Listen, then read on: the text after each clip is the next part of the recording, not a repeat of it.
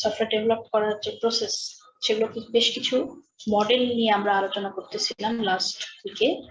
আমরা শুরু করছিলাম ট্রেডিশনাল কিছু মডেল নিয়ে আলোচনা করছি, ওয়াটারফল, ইনক্রিমেন্টাল, প্রোটোটাইপ, দেন কিছু নেক্সট কিছু স্পেশালিস্ট মডেল নিয়ে আলোচনা করছি। ফাইনালি আমরা ইউটিলিটি মডেল নিয়ে আলোচনা করছি। আজকে আমরা ইউটিলিটি প্রসেস মডেলের, sorry not utility, unified process মডেলের one of the very good example হচ্ছে অ্যাজাইল প্রসেস মডেল, যেটা নিয়ে আমরা আজকে আলোচনা শুরু করব। সো প্রথমে জানা দরকার হোয়াট ইজ অ্যাজিলিটি। ঠিক আছে, অ্যাজিলিটি কি? অ্যাজিলিটি বলতে বোঝানো হয় effective response to change, effective response to change, effective in terms of rapid and adaptive। ঠিক আছে, মানে অ্যাজিলিটি বেসিক্যালি র্যাপিড এবং অ্যাডাপটিভ রেসপন্স মানে অ্যাডাপটিভ চেঞ্জের রেসপন্স করে। ঠিক আছে, দেন ইফেক্টিভ কমিউনিকেশন, অ্যাজিলিটির মধ্যে ইফেক্টিভ কমিউনিকেশন বিল্ড করতে হয় অল টিম মেম্বারসদের মধ্যে। আচ্ছা, then agility most important thing, agility এক্ষেত্রে কাস্টমারের দিকেও মানে অ্যাটেনশন ড্র করে, মানে কাস্টমারকেও তাদের টিমে ইনক্লুড করে। Okay, and then agility always software develop করার প্রসেসটাকে খুব লিনিয়ার রাখে এবং অলওয়েজ ইনক্রিমেন্টাল ডেলিভারি স্ট্র্যাটেজিতে কাজ করে। আচ্ছা, আমরা আরেকটু ডিটেলসে পড়ি। তার মানে অ্যাজিলিটি বলতে আসলে বোঝানো হয় যেটা কিনা র্যাপিড ইনক্রিমেন্টাল ডেলিভারি অফ সফটওয়্যারকে বোঝায়। মানে সে র্যাপিড, খুব দ্রুত এবং ইনক্রিমেন্টাল ডেলিভারিতে সফটওয়্যার ডেলিভারি দিবে। নাও এখন এখানে কোশ্চেন আসতে পারে যে মানে র্যাপিড, খুব দ্রুত সফটওয়্যার ডেভেলপমেন্ট মানে তুমি যে সফটওয়্যার প্রজেক্টটা হাতে নিচ্ছ, তুমি যদি সেটাকে অ্যাজাইল প্রসেসের উপর বেস করে বানাতে চাও, সফটওয়্যার ডেভেলপমেন্টের উপর অ্যাজাইল সফটওয়্যার ডেভেলপমেন্ট প্রসেসের উপর বেস করে বানাতে চাও, তার মানে তুমি সেখানে মানে দৃঢ় প্রতিজ্ঞ যে তুমি র্যাপিড ডেলিভারি দিবা। But how is it possible? তোমার সফটওয়্যার প্রজেক্ট যেটা হাতে আসছে সেটা তো অফকোর্স একটা কমপ্লিকেটেড প্রজেক্ট। তুমি যদি খুব র্যাপিড ডেলিভারি দিতে চাও দ্য হোল প্রজেক্ট, তার মানে তো তোমার অফকোর্স তোমার সফটওয়্যারের কোয়ালিটি ডিগ্রেড করবে। But no, agile software process model quality degrade করতে চায় না। তো সেই জন্য তারা কি করে, তাদের যে স্ট্র্যাটেজিটা এরকম যে তারা এই যে ইনক্রিমেন্টাল ডেলিভারি অফ সফটওয়্যার, মানে হচ্ছে যে সফটওয়্যারটাকে ভাগ করে ফেলে, সফটওয়্যার প্রজেক্টটাকে ভাগ করে ছোট ছোট ছোট ছোট ছোট ছোট অংশে ভাগ করে এবং প্রত্যেকটা অংশকে বা প্রত্যেকটা পার্ট বা টাস্ক, যদি বলি আমরা টাস্ক, হ্যাঁ, তো প্রত্যেকটা টাস্কে ডেভেলপ করে, কমপ্লিট ডেভেলপ করে খুব দ্রুত ডেলিভারি দেয়। তুমি হোল প্রজেক্টকে হয়তো র্যাপিড ডেলিভারি দিতে পারবা না, বাট তুমি ছোট অংশকে খুব র্যাপিডলি ডেলিভারি দিতে পারবা। So this is the idea of agile process model. So আমরা আরেকটু ডিটেলসে যাই যে এখন জানা দরকার যে কেন এই অ্যাজাইল সফটওয়্যার প্রসেস মডেল লাগবে। তার কারণ হচ্ছে যে modern business environment always change হচ্ছে। ঠিক আছে, তার মানে হচ্ছে যত দিন যাচ্ছে modern business environment always change হচ্ছে, এবং তার মানে তোমার সফটওয়্যার ইঞ্জিনিয়ারিং এর তৈরির যে স্ট্রাকচার, ইনফ্রাস্ট্রাকচার বলতে পারো, ওয়েটা, এটা অলওয়েজ কনভেনশনাল। কিন্তু তোমাকে অফকোর্স একটা রিজনেবল অল্টারনেটিভ বের করতে হবে অ্যাডাপ্ট করার জন্য তোমার এই চেঞ্জ, তোমার যে মডার্ন বিজনেস এনভায়রনমেন্ট চেঞ্জ হচ্ছে, হ্যাঁ, সেটার সাথে তোমার ট্রেডিশনাল সফটওয়্যার ডেভেলপমেন্ট ট্রেডিশনাল বা কনভেনশনাল সফটওয়্যার ডেভেলপমেন্টের মধ্যে একটা মানে একটা ম্যাচ আনার জন্য অল্টারনেটিভ অপশন খুঁজে বের করতে হবে। ঠিক আছে, এন্ড দ্যাটস ওয়াই তারা মানে সফটওয়্যার ডেভেলপমেন্ট টিমরা এভাবে চিন্তা করলো যে ঠিক আছে, আমরা তো মানে সফটওয়্যার ডেভেলপমেন্ট করার যে ওয়েটা, ওটা তো আসলে কনভেনশনাল, ওটা চেঞ্জ করার কিছু নেই, কিন্তু আমরা আমাদের ওয়ার্কিং স্ট্র্যাটেজিতে চেঞ্জ আনতে পারি এই বিজনেস এভার চেঞ্জিং বিজনেস এনভায়রনমেন্টের সাথে অ্যাডাপ্ট করার জন্য। সেটা কি? সেটা হচ্ছে যে আমরা কুইক ডেলিভারি দিব আমাদের সিস্টেম। ঠিক আছে। এন্ড এই কুইক ডেলিভারি দেওয়ার জন্য সেটা করা হচ্ছে যে কুইক ডেলিভারি তো আর হোল প্রজেক্ট তুমি এট এ টাইম দিতে পারবা না, র্যাপিড ডেলিভারি। এই জন্য হচ্ছে যেটা ফোকাস করা হচ্ছে যে আমরা ডেলিভারি দিব ছোট ছোট ছোট ছোট ছোট অংশ, ছোট ছোট ছোট ছোট অংশ হিসেবে ডেলিভারি দিব। Okay, so that's why agile process আসবে। কিন্তু হচ্ছে যে কিন্তু অ্যাজাইল সফটওয়্যার প্রসেস মডেলটা আসলে কি সেটা যদি বলা হয়, সেটা সাধারণত বলা হয় সফটওয়্যার ইঞ্জিনিয়ারিং লাইট। হ্যাঁ, যেটার মধ্যে অ্যাজাইল সফটওয়্যার প্রসেসের মধ্যে কিন্তু যে বেসিক সফটওয়্যার ডেভেলপমেন্ট প্রসেস, যে 5টা প্রসেস স্টেপস আছে, communication, planning, modelling, construction, deployment, এগুলো কিন্তু থাকবে, এগুলো কিন্তু আছে। তার মানে কেন, মানে কি যে তুমি তোমার পুরো প্রজেক্টটাকে ছোট ছোট টাস্কে ভাগ করছো, প্রত্যেকটা টাস্কের নিজস্ব এই 5টা ফেজ থাকবে, ঠিক আছে। এবং ফাইনালি তুমি যখন প্রত্যেকটা টাস্ক নিজের communication, planning, modelling, construction, deployment phase থাকবে, এবং প্রত্যেকটা টাস্ক ফিনিশড হবে এবং তুমি র্যাপিড ডেলিভারি দিবা তোমার কাস্টমারকে। But in the long run finally তুমি কি করবা, প্রত্যেকটা টাস্ককে আবার সাথে কি করবা, ইন্টিগ্রেট করবা। যখন প্রত্যেকটা টাস্ক তুমি র্যাপিড ডেলিভারি দিয়ে দিলা এবং প্রত্যেকটা টাস্ক 10টা টাস্কে ভাগ করছো এবং 10টা টাস্কের ডেলিভারি হয়ে গেছে, তার মানে কি 10টা টাস্ক কাস্টমার দ্বারা অ্যাপ্রুভড। সো ফাইনালি তোমার কাজ কি হবে, এই 10টা টাস্ককে মার্জ করে হ্যাঁ ফাইনাল ডেলিভারি দেওয়া। সো ইন আ ওয়ে তুমি এখানে বলতে পারো যে তুমি কিন্তু হোল প্রজেক্টটা ডেলিভারি হয়তো টাইম দিয়ে দিচ্ছ, কিন্তু তুমি ইন বিটুইন কাস্টমারকে বসায় রাখতেছো না। কাস্টমার র্যাপিডলি ছোট ছোট ছোট ছোট টাস্কের ডেলিভারি সে অনবরত পেয়েই যাচ্ছে। এতে তোমার যেটা হচ্ছে যে কাস্টমার তো অলওয়েজ চিন্তা করতেছে, ওয়াও, মানে আমি তো খুব দ্রুত আসলে সফটওয়্যার বিভিন্ন অংশ ডেলিভারি পাচ্ছি, সো মানে কি প্রোগ্রেস হচ্ছে। So so this is the idea of agile software development process. So আমরা আর একটু ডিটেলসে যাই। সাধারণত মানে এই অ্যাজাইল প্রসেস আনার আরো একটা কারণ হচ্ছে এটার cost of change. So cost of change বোঝার জন্য দেখো আমরা এই গ্রাফটা একটু দেখি। সাধারণত যেটা হয়, যদি বড় করি, এই গ্রাফটাতে দেখো এক্স অ্যাক্সিসে দেখানো হচ্ছে ডেভেলপমেন্ট স্কেডিউল প্রোগ্রেস, মানে তোমার সফটওয়্যার প্রসেসের ডেভেলপমেন্টের স্কেডিউলিং কতদূর প্রোগ্রেস করছে সেটা দেখানো হচ্ছে, এবং ওয়াই অ্যাক্সিসে দেখানো হচ্ছে ডেভেলপমেন্ট কস্ট। নাও এই যে আমার কার্সর ফলো করো, এই যে ডার্ক ব্ল্যাক লাইনটা, হ্যাঁ এটা হচ্ছে কনভেনশনাল সফটওয়্যার প্রসেস, মানে cost of change using conventional software process. মানে হচ্ছে যে গতানুগতিক ট্রেডিশনাল সফটওয়্যার প্রসেসের মাধ্যমে তুমি যদি তোমার প্রজেক্টটাকে ডেভেলপ করতে চাও, এবং সেই ক্ষেত্রে তোমার প্রজেক্টের ডেভেলপমেন্টের মধ্যে যে কোনো একটা ফেসে এসে যদি তোমার প্রয়োজন পড়ে কিছু চেঞ্জ করার, তাহলে সেক্ষেত্রে দেখা যায় যে তার খরচটা খুব হাই হয়, মানে সময়ের সাথে সাথে তোমার কস্ট অফ চেঞ্জ এক্ষেত্রে বাড়তেছে। যত তোমার প্রোগ্রেস করতেছে স্কেডিউল, তত তোমার ডেভেলপমেন্ট কস্ট বাড়তেছে। এবং অফকোর্স তোমার ইট ইজ ভেরি ন্যাচারাল যে তুমি যখন সফটওয়্যার ডেভেলপমেন্ট প্রসেসের মধ্যে দিয়ে যাবা, তো তখন তোমার ডেফিনেটলি ব্যাকট্র্যাক করা লাগবে, কিছু চেঞ্জ আনা লাগবে, এবং সেই চেঞ্জ করতে গিয়ে কিছু বাড়তি খরচ লাগবে। হাউএভার আমরা যদি আমাদের সফটওয়্যার ডেভেলপমেন্ট প্রসেসটা অ্যাজাইল প্রসেস বেস করি, তাহলে সেই ক্ষেত্রে মানে আইডিয়ালি ধারণা করা হয়, দেখো এই যে ব্ল্যাক ডটেড লাইনটা, এটা হচ্ছে idealized cost of change using agile process. মানে আইডিয়ালি অ্যাজাইল প্রসেস দিয়ে যদি তুমি সফটওয়্যার ডেভেলপ করো, এবং সেক্ষেত্রে তোমার সফটওয়্যার ডেভেলপমেন্ট প্রসেসের মাঝখানে যদি কোনো চেঞ্জ আনতে হয়, সেই কস্টটা সাধারণত ফ্ল্যাটেন্ড হয়, এটা আইডিয়ালি ধারণা করা হয়। বাট ইন রিয়ালিটি যেটা হয় সেটা হচ্ছে যে একদম ফ্ল্যাটেন্ড হয় না, একটু কার্ভ হয়, যেটা কিনা এই যে এই অ্যাশ লাইনটা দেখতেছো, এটা হচ্ছে reality of cost of change using agile process.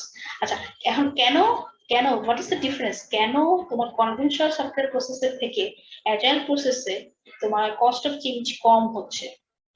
তার কারণ হচ্ছে যে অ্যাজাইল প্রসেস তো তোমার হচ্ছে, কনভেনশনাল সফটওয়্যার প্রসেস কি করে, মানে পুরা হোল প্রজেক্টকে তৈরি করা শুরু করে, কোনো প্রজেক্টটাকে ছোট ছোট অংশে ভাগ করে না। যার জন্য দেখা যায় যে যখন তোমার সফটওয়্যার ডেভেলপমেন্টে কোনো একটা অংশে চেঞ্জ আনার প্রয়োজন পড়ে তখন ব্যাকট্র্যাক করেও চেঞ্জ করতে মানে মানে অনেক বেগ পেতে হয়, অনেক ঝামেলা হয়। হাউএভার অ্যাজাইল প্রসেসে কি করা হচ্ছে, তোমার পুরো প্রজেক্টটাকে ছোট ছোট টাস্কে ভাগ করে ফেলা হচ্ছে। তা তোমার যখন কোনো চেঞ্জ আনতে হচ্ছে তখন তোমার স্পেসিফিক একটা টাস্কের মধ্যে চেঞ্জ করতে হচ্ছে, এবং অফকোর্স তখন ওই ছোট টাস্কের মধ্যে একটা চেঞ্জ আনতে বেশি সময় লাগতেছে না, খরচও কম লাগছে।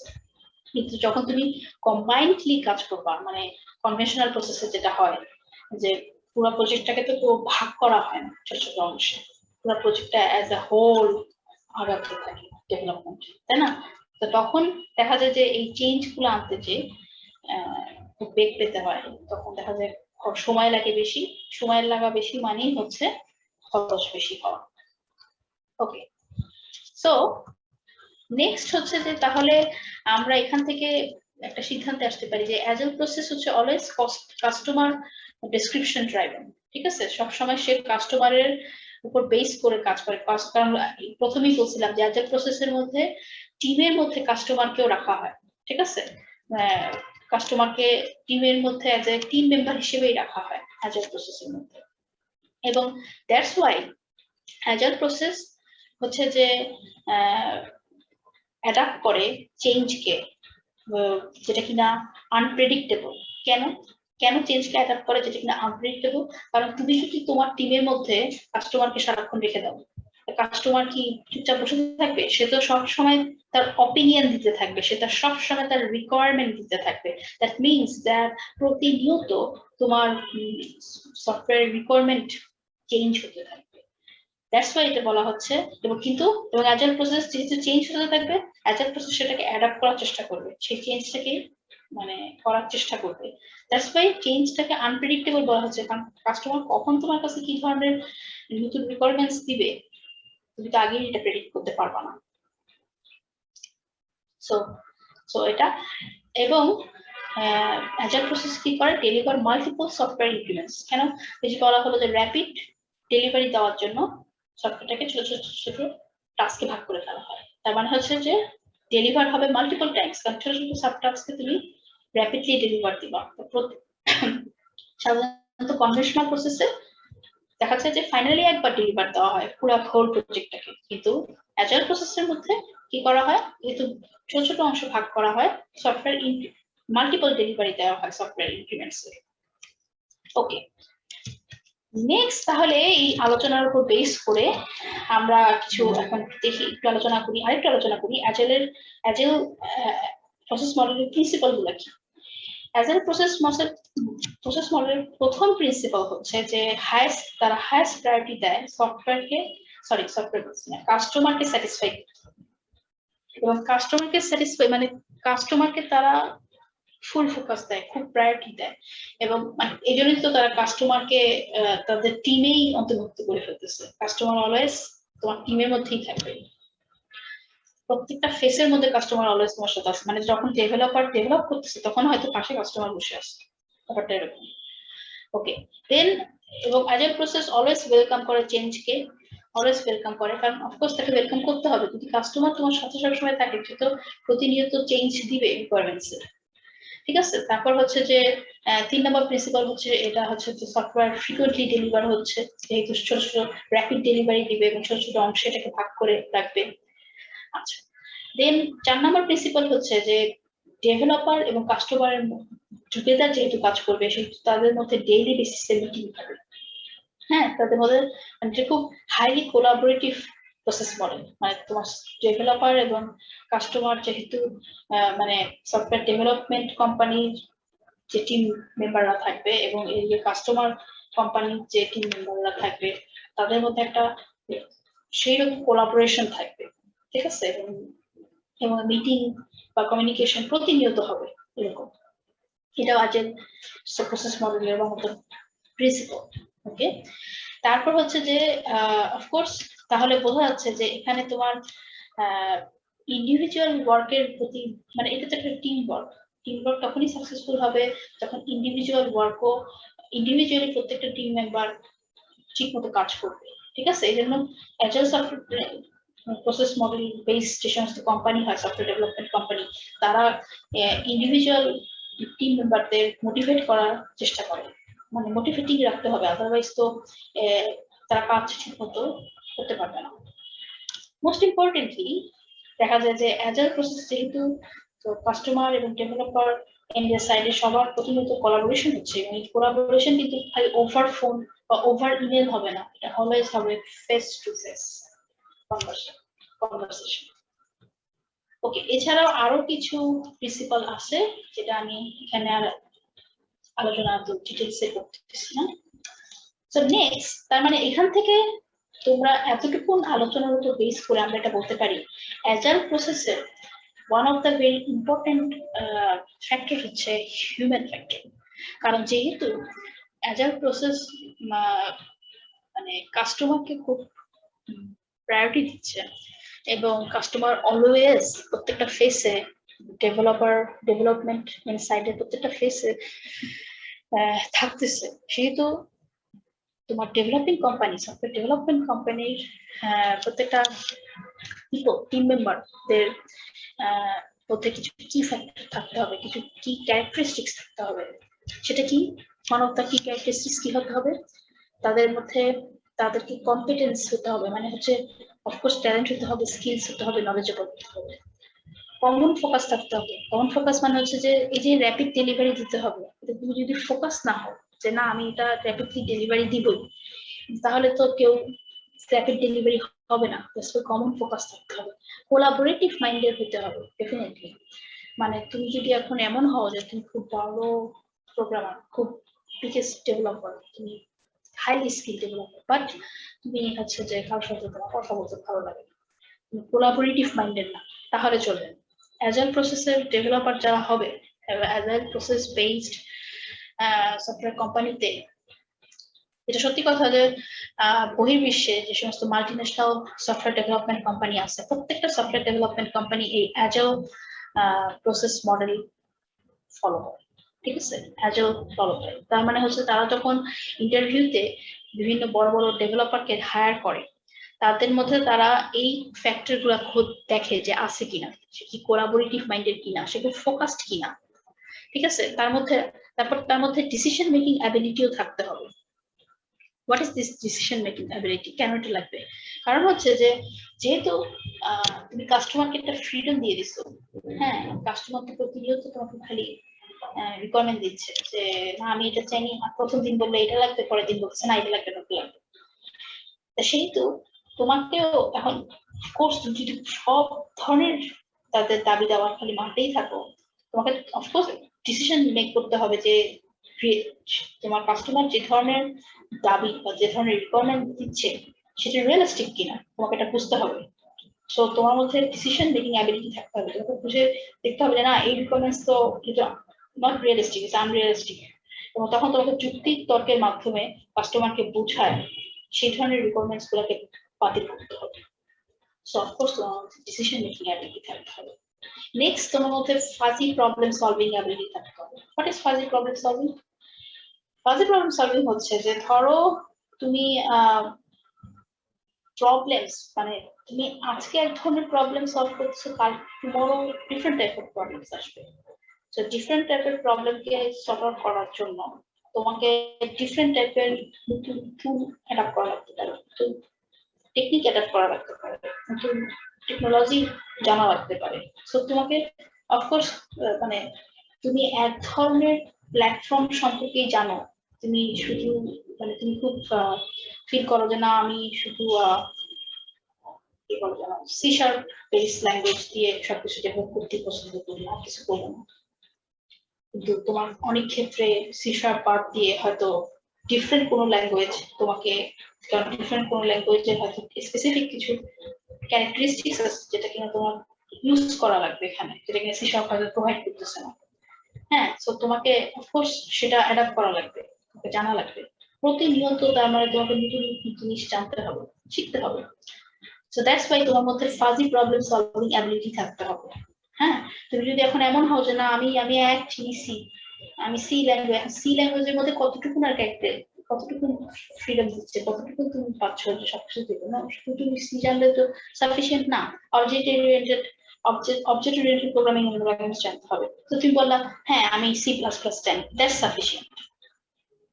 তো C++ এর মধ্যে হয়তো সব ধরনের ক্যারেক্টারিস্টিক্স যা আছে, যা ধরনের ক্লাস বা যে ধরনের তারা প্যাকেজ দিচ্ছে সেটা হয়তো সাফিসিয়েন্ট না, তোমাকে এখন সি শার্পে জানতে হবে। সি শার্পের মধ্যে হয়তো অ্যাডিশনাল কিছু প্যাকেজ আছে, যে প্যাকেজগুলোকে তুমি ইউজ করে হয়তো তোমার বর্তমান সফটওয়্যার ডেভেলপমেন্ট প্রজেক্টে যে যে ধরনের রিকোয়ারমেন্টস তোমার কাস্টমার দায়ী সেটা তুমি ফুলফিল করতে পারবে।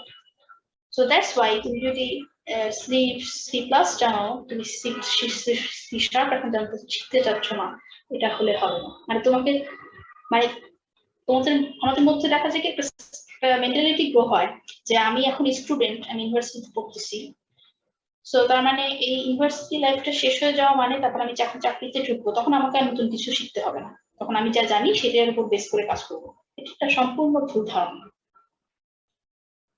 এই ওয়ার্ল্ডে আমরা আমরা স্পেশালি আমাদের ডোমেইনে, আমাদের ডোমেইন বেসে আমরা কাজ করবো, যখন পাশ করে বের হবা, তোমরা যখন বিভিন্ন কোম্পানিতে বিভিন্ন জায়গায় যারা চাকরি করতে ঢুকবা, তারা তখন ফিল করবা যে ও নো আমি কিছুই জানি না। অ্যাকচুয়ালি তোমাকে নতুন নতুন জিনিস শিখতে হবে, এবং শেখার কোনো শেষ নেই, তোমাকে শিখতে যেতেই হবে, কারণ প্রতিনিয়ত নতুন নতুন টুল আসতেছে, প্রতিনিয়ত নতুন নতুন ক্যারেক্টারিস্টিক বেস থিঙ্ক আসতেছে।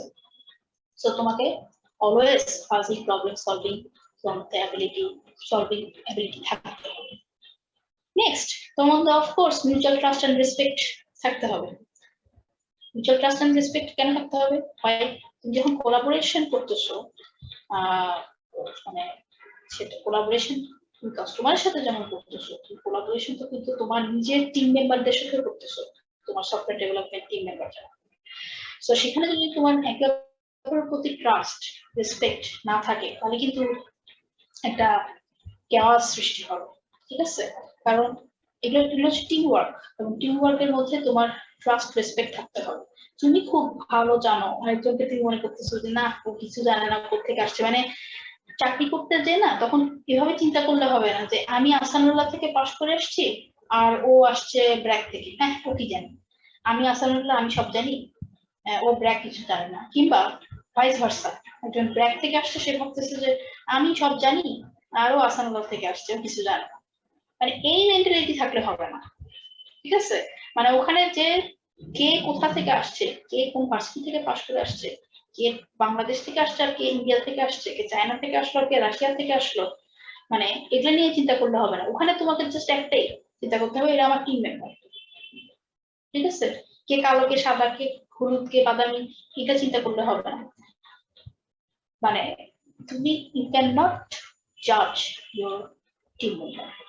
ওকে, তোমাকে তোমার টিম মেম্বারদের ট্রাস্ট থাকতে হবে, রেসপেক্ট থাকতে হবে। তুমি সব জানো ও জানে না কিছু, বা ওই সব জানে আমি জানি না কিছু, আন্ডার এস্টিমেটও করা যাবে না, ওভার এস্টিমেটও করা যাবে না। Just treat them as your team member, as your colleague, and then automatically একে অপরের প্রতি ট্রাস্ট এবং রেসপেক্ট আসবে। It's really very hard actually. আমরা হিউম্যান বিং, দেখা যায় যে টিম মেম্বারদের মধ্যেও কম্পিটিশন গ্রো হয়ে যায়, টিম মেম্বারদের মধ্যেও দ্বন্দ্ব সৃষ্টি হয়, এবং যদি এটা হয় তখন অ্যাজ এ ইন্ডিভিজুয়াল পার্সন যেমন লুজার হবে, এবং কোম্পানিও সেই টাইপের পার্সনকে রাখবে না। একবার যদি আমাকে আইডেন্টিফাই করে ফেলতে পারে, রাখবে না, আমাকে স্যাক করে ফেলবে। So this is really very important. এবং ইন্টারভিউ নেওয়ার সময় মাল্টিন্যাশনাল কোম্পানিরা এটাও চেক করে যে তোমার মধ্যে কি আসলে এই জিনিসটা আছে নাকি নাই। বিভিন্ন কোশ্চেনিং এর মাধ্যমে, কোশ্চেনারিজ এর মাধ্যমে তোমার মধ্যে থেকে এই জিনিসটা বের করে আনা হবে যে তুমি কি আসলে মিউচুয়াল ট্রাস্ট রেসপেক্ট এই জিনিসটা বোঝো নাকি বোঝো না, এটা ফিল করো নাকি করো না। So this is really important. And also another thing is important, তারা also তোমাকে চেক করবে যে তুমি হয়তো খুব বিগেস্ট ডেভেলপার, তুমি হয়তো তোমার সিজিপিএ সেরকম হাই, তুমি আসছো অমুক জায়গা থেকে, হ্যাঁ খুব ট্যালেন্ট তুমি, all is good, but at some point you are dishonest. Where? Because you are greedy. Why? Because you want to earn more money. এবং তুমি যে আর্ন করতে চাচ্ছ মোর মানি, তুমি যা তো আর্ন করতেছো সেটা তুমি স্যাটিসফাইড না, তুমি আরো আর্ন করতে চাচ্ছ, দেন তুমি ইনফরমেশন লিক করতেছো, তুমি তোমার টিমের ইনফরমেশন অন্য কোম্পানিকে বিক্রি করে দিচ্ছ, হ্যাঁ, তার মানে কি তুমি ডিসঅনেস্টি করতেছো।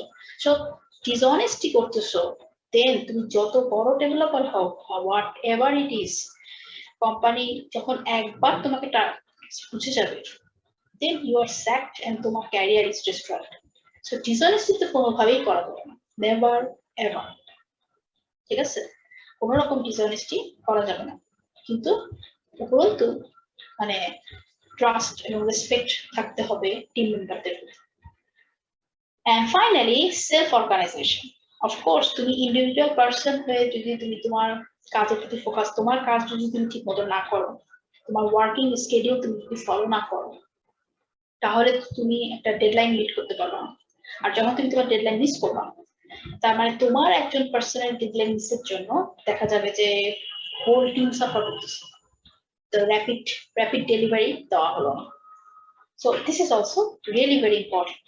Okay, so Agile software development process মডেলকে ফলো করে যে সমস্ত সফটওয়্যার ডেভেলপমেন্ট কোম্পানি, তারা যখন কোনো টিম মেম্বার হায়ার করে, তারা হিউম্যান ফ্যাক্টর খুব ফোকাস করে এবং হিউম্যানের মানে সেই মেম্বারের মধ্যে এই ধরনের ক্যারেক্টারিস্টিক্স গুলো আছে কিনা এটা তারা চেক করে খুব স্ট্রংলি।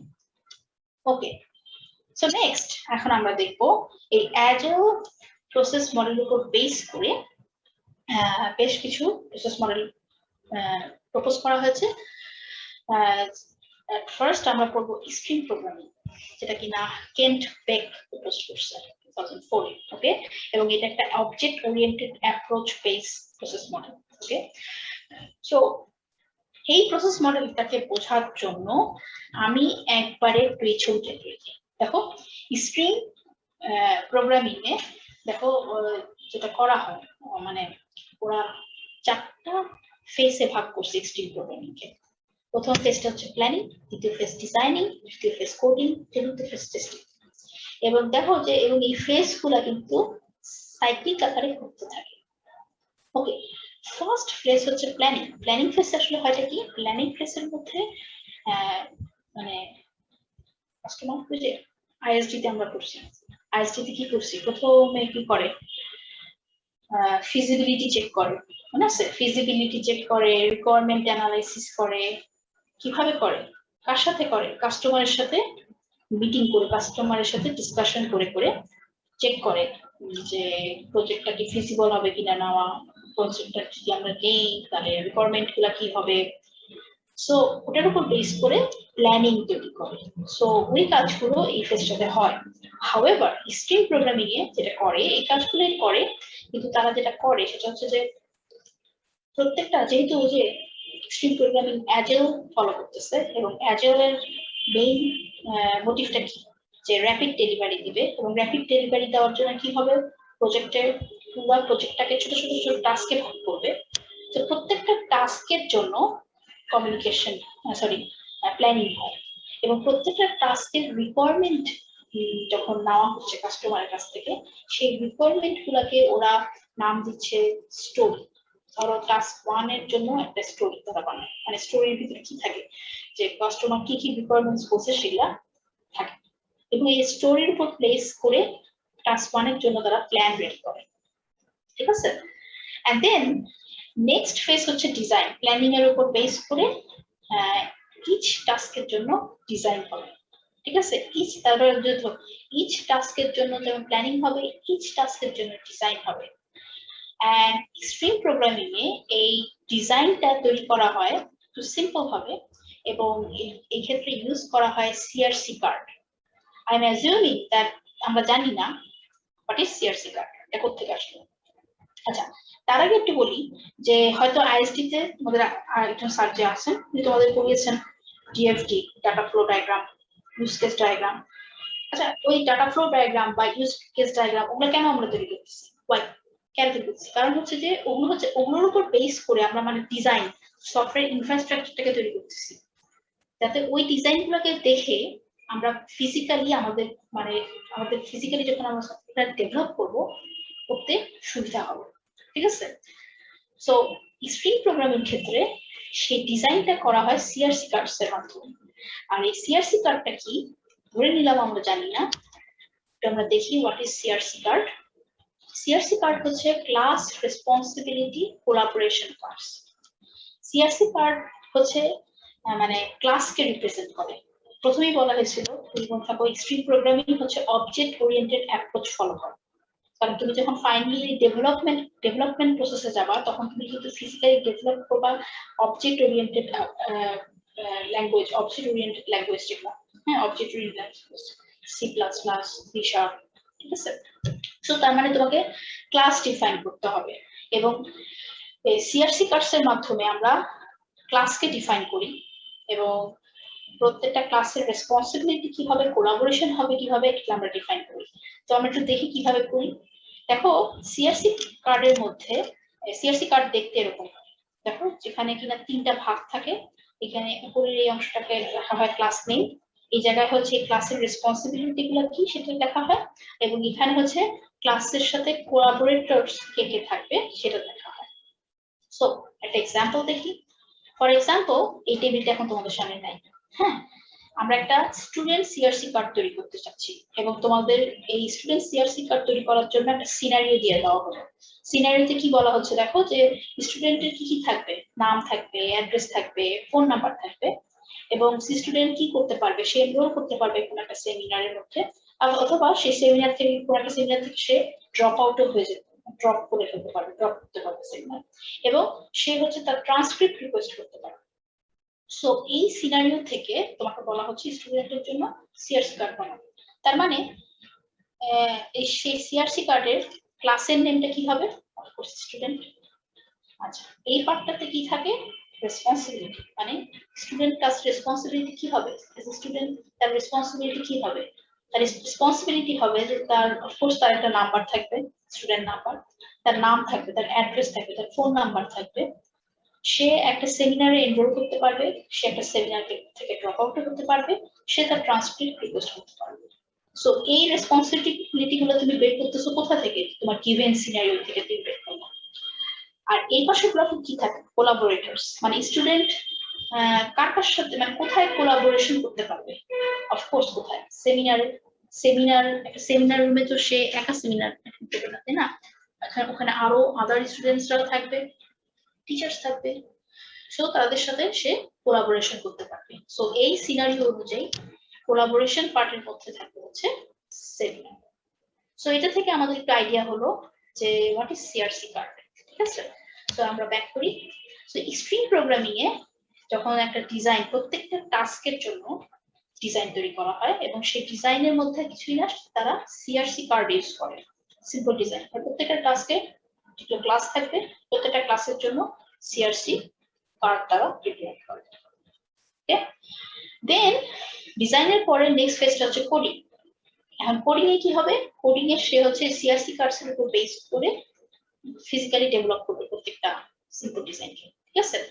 হাউএভার এখানে একটা ইন্টারেস্টিং ব্যাপার আছে, সেটা হচ্ছে যে এখানে পেয়ার প্রোগ্রামিং হয়। পেয়ার প্রোগ্রামিং কি, স্ট্রিং প্রোগ্রামিং এর মধ্যে প্রত্যেকটা পার্টকে কোড করার জন্য মানে একই কোডিং দুজন ডেভেলপার করবে। এটা করা হয় এই জন্য না যে কোনো কম্পিটিশনের জন্য, এটা করা হয় এই জন্য যাতে হচ্ছে যে মানে তুমি মানে অ্যাকচুয়ালি তুমি ডেডলাইন মিট করতে পারবে না। যদি একজন ডেভেলপার ফেল করে ডেডলাইন মিট করতে, আরেকজন যাতে ওটাকে মিট করতে পারে, যাতে কোনোভাবেই ডেডলাইন মিস না হয়। হ্যাঁ, so this is the actually idea, হ্যাঁ, for pair programming. And yeah, then coding এর পরে নেক্সট হচ্ছে টেস্ট ফেজ, এবং টেস্ট ফেজের মধ্যে ইউনিট টেস্ট হবে। আচ্ছা এখানে ইউনিট টেস্ট কেন হচ্ছে, এই যে কারণ হচ্ছে যে প্রত্যেকটা আমরা এখন জানি টেস্ট করিনি, আমরা যখন টেস্টিং করব তখন দেখবো যে টেস্ট করার একটা সফটওয়্যারকে টেস্ট করার বিভিন্ন ওয়ে আছে। তার মধ্যে একটু জানি এখানে what is unit test. Unit test হচ্ছে যে যখন তুমি একটা সফটওয়্যারকে ছোট ছোট অংশে ভাগ করে ডেভেলপ করবা, এবং তখন তুমি ছোট ছোট অংশ বা ছোট ছোট টাস্ককে ডেভেলপ করবা, এবং ছোট ছোট টাস্কে যখন ইন্ডিভিজুয়াল টেস্ট করবা সেগুলোকে বলা হয় ইউনিট টেস্ট। এবং এখানে তো অফকোর্স আমরা বলতেছি প্রথম থেকে র্যাপিড ডেলিভারি দেওয়ার জন্য আমরা পুরো প্রজেক্টটাকে ছোট ছোট অংশ টাস্কে ভাগ করে ফেলছি, এবং ছোট ছোট টাস্কে আমরা এখানে কোড করতেছি। হ্যাঁ, একটা টাস্ক 1 কে যখন কোডিং শেষ হবে সেটাকে টেস্ট করা হবে। ঠিক আছে, তারপর টাস্ক 2 এর প্ল্যানিং করলা, ডিজাইন করলা, কোডিং করলা, তারপর টাস্ক 2 এর টেস্ট হবে। হ্যাঁ, হাউএভার এই টেস্ট ফেসের মধ্যে মানে তোমার ইউনিট টেস্ট বেসিক্যালি কোডিং ফেসেই হয়ে যাবে, কিন্তু যখন এই টেস্ট ফেসে আসবে তখন সে যেটা করবে যে সে হচ্ছে যে ওই স্পেসিফিক ছোট একটা সাবটাস্ককে কাস্টমারকে দেখাচ্ছে, ইন প্যারালাল সে অফকোর্স তোমাকে কিন্তু ইন দ্য লং রান মানে ফাইনালি পুরো কম্বাইন সফটওয়্যার ডেভেলপমেন্ট সফটওয়্যারটা কম্বাইন করে তোমাকে দিতে হবে। সেজন্য হচ্ছে সে কন্টিনিউয়াস ইন্টিগ্রেশনও এখানে হতে থাকবে। ঠিক আছে, মানে তুমি দুটো টাস্ক ধরো কমপ্লিট হয়ে গেছে, তো দুটো টাস্ককে তুমি কম্বাইন করবা এবং মানে ইন্টিগ্রেট করবা, এবং তুমি দুইটা ইন্টিগ্রেট করার পরে আসলে এটা ঠিকমতো কাজ করতেছে কিনা, যে টাস্ক কম্বাইন হবে সেটা এখানে টেস্ট হবে। তো এইভাবে ঘুরতে ঘুরতে ঘুরতে ঘুরতে যখন তোমার 10টা টাস্কে কমপ্লিট হয়ে গেল এবং ইন্টিগ্রেট হয়ে গেল, টেস্ট অলসো মানে 10টা ইন্টিগ্রেট করার পর প্রত্যেকটা টেস্ট স্যাটিসফাইড, দেন ফাইনালি এখানে সফটওয়্যারটা রিলিজড হবে, মানে তুমি ডেলিভারি দিয়ে দিলা, final delivery. So this is how extreme programming works. Okay, so হ্যাঁ, নেক্সট ক্লাসে আমরা আগামী ক্লাসে আমরা এক্সট্রিম প্রোগ্রামিং ডিবেট করব। আজকে এই পর্যন্তই। এখন আমাকে হচ্ছে তোমাদের সিআর আমাদের অ্যাসাইনমেন্টের ডেট দিবে, বলো সিআর। ম্যাম এই হ্যাঁ বলো। ম্যাম এই স্যাটারডেতে নিতে চাচ্ছিলাম। এই স্যাটারডে, কামিং স্যাটারডে? জি ম্যাম। মানে হচ্ছে ওয়েট, স্যাটারডে হচ্ছে 14 তারিখ। জি ম্যাম। তাহলে 14 তারিখ 6টার সময় আমি আপলোড করব, তোমরা হচ্ছে 15 তারিখ বিকাল 5টার মধ্যে তোমাদের অ্যাসাইনমেন্ট দিয়ে দিবা। আচ্ছা ঠিক আছে, দাঁড়াও, এ সেকশন দিবা হচ্ছে 14 তারিখ, রাইট? 14/08 6 PM আপলোড করব এবং 5 PM এ নেক্সট ডে 5 PM এর মধ্যে তোমরা আমাকে দিবা। ওকে, সিলেবাস কিন্তু আগেও বলছি আবার বলতেছি, সিলেবাস হচ্ছে তোমাদের ক্লাসরুমে দেখবা সফটওয়্যার ইঞ্জিনিয়ারিং এর আমি 3টা লেকচার আপলোড করছি, 1, 2 and 3, এই 3টা লেকচারের উপরে। ঠিক আছে, ওই 3টা লেকচারের ভিতরে যা যা টপিকস দেওয়া আছে সেই টপিকস গুলাকে নিয়ে পড়াশোনা করলেই হবে। ওকে, তো সেকশন এ টেক্সট ফিক্সড। ওকে ঠিক আছে, থ্যাংক ইউ সেকশন এ, সবাই ভালো থাকো। আজকের ক্লাস এই পর্যন্তই, খোদা হাফেজ। ম্যাম আসসালামু আলাইকুম। আসসালামু আলাইকুম ম্যাম। আসসালাম।